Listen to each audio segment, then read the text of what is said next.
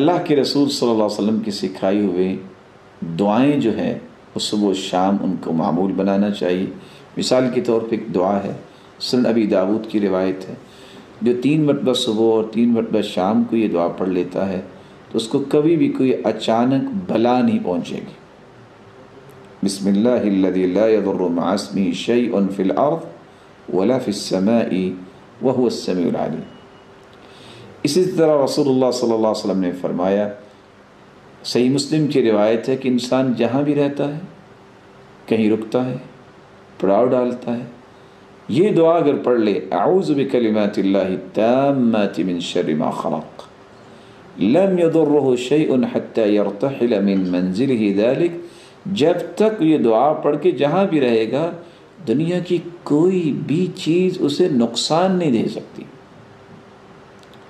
اسی طرح تیسری دعا جو انسان کو معمول بنانا چاہیے، کسی کو غم آئے، بیماری آئے، کوئی بیماری، سقم نکرہ ہے والنکرۃ تدل علی العموم، کوئی بھی بیماری ہو، انسان پہ کوئی سختی آ گئی ہے، کسی فکر میں مبتلا ہے تو یہ دعا پڑھ لے، اللہ اللہ ربی لا اشرک بہ شیئا۔ صحیح الجامع کی روایت ہے، اس دعا پڑھنے والے کو رب تعالیٰ سختیوں سے بھی بچاتے ہیں اور فکر اور غم اور بیماریوں میں اس سے دور فرما دیتے ہیں۔ چوتھی دعا جو رسول اللہ صلی اللہ علیہ وسلم کثرت سے پڑھا کرتے تھے، جامع ترمذی کی روایت ہے، یا حی یا قیوم برحمتک استغیث۔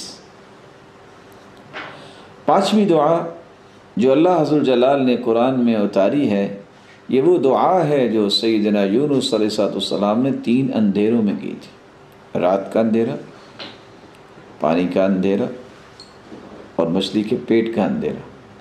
امت اس وقت خوف اور پریشانی کے اندھیروں میں ڈوب چکی ہے، اگر یونس علیہ السلام یہ دعا پڑھیں، لا الہ الا انت سبحانک انی کنت من الظالمین، یہ دعا پڑھیں، اللہ تینوں اندھیروں سے نکال کے انہیں لے آئیں، تو آج امت بھی یہ دعا پڑھے تو اندھیروں سے نکل سکتی ہے۔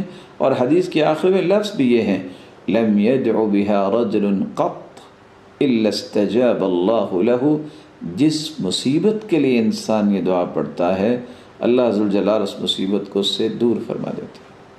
اگرچہ لوگ اس کو آیت کریمہ سے بھی یاد کرتے ہیں، یہ رسول اللہ صلی اللہ علیہ وسلم پر نازل ہونے والے قرآن کی آیت کا حصہ ہے۔ چھٹی دعا جو ہمیں پڑھنی چاہیے، اللہم عافنی فی بدنی، اللہم عافنی فی سمعی، اللہم عافنی فی بصری، میرے مالک مجھے بدنی اور سمعی اور بصری عافیتوں سے نواز دے۔ اور 3 مرتبہ صبح اور 3 مرتبہ جو شام پڑھتا ہے اللہ عز و جلال اس کو محفوظ کر دیتے ہیں۔ لا الہ الا انت، اس دعا کے آخر میں یہ الفاظ ہیں، توحید کا کلمہ بھی یہ آنا چاہیے تاکہ اللہ کی توحید کو جو خالص کرتا ہے اللہ اسے امن دے دیتے ہیں۔ الذین آمنوا ولم یلبسوا ایمانہم بظلم اولئک لہم الامن فہم مہتدون، جو توحید کو خالص کرتے ہیں، شرک کی آمیزش نہیں کرتے، اللہ تعالیٰ انہیں امن سے نوازتے ہیں، ہر بیماری سے، ہر مصیبت سے، ہر دکھ پریشانی سے، اور ہدایت یافتہ بھی یہی لوگ ہیں۔ رسول اللہ صلی اللہ علیہ وآلہ وسلم نے ایک 7ویں دعا بھی سکھائی ہے، اللہم انی اعوذ بک من منکرات الاخلاق والاعمال والاہواء والادواء، اللہ برے اخلاق، برے اعمال، بری خواہشات اور بری بیماریوں سے مجھے محفوظ فرما، میں تیری پناہ میں آتا ہوں۔ صحیح الجامع کی روایت ہے، اس دعا کو بھی یاد کر کے معمول بنانا چاہیے۔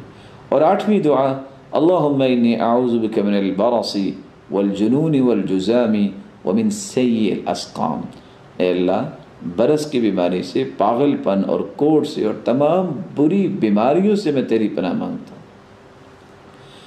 اللہ کے رسول صلی اللہ علیہ وسلم یہ دعا بھی مانگا کرتے تھے، اللہم انی اعوذ بک من زوال نعمتک، اللہ جو نعمتیں ہیں مجھ سے زائل نہ کر دینا، صحت کی بھی نعمت ہے اللہ مجھ سے چھین نہ لینا، وتحول عافیتک، اور تو نے عافیت سے نوازا ہوا ہے یا اللہ اس کو تبدیل نہ کر دینا، وفجاءت نقمتک، اللہ اچانک کی سزا نہ مجھے دینا، وجمیع سخطک، تیری ہر قسم کی ناراضگی سے میں تیری پناہ مانگتا ہوں۔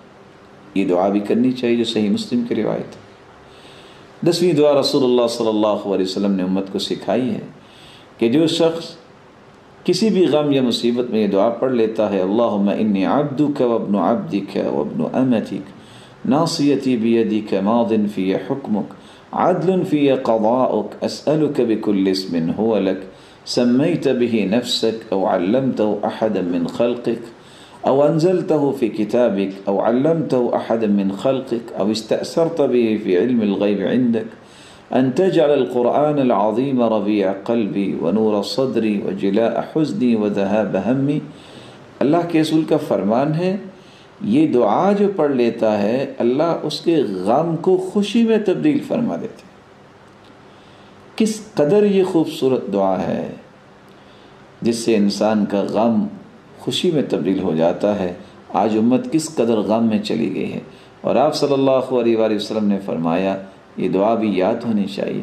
جب بھی کسی بیمار کو دیکھو تو یہ پڑھنا چاہیے، الحمدللہ الذی عافانی مما ابتلاک به وفضلنی علی کثیر ممن خلق تفضیلا۔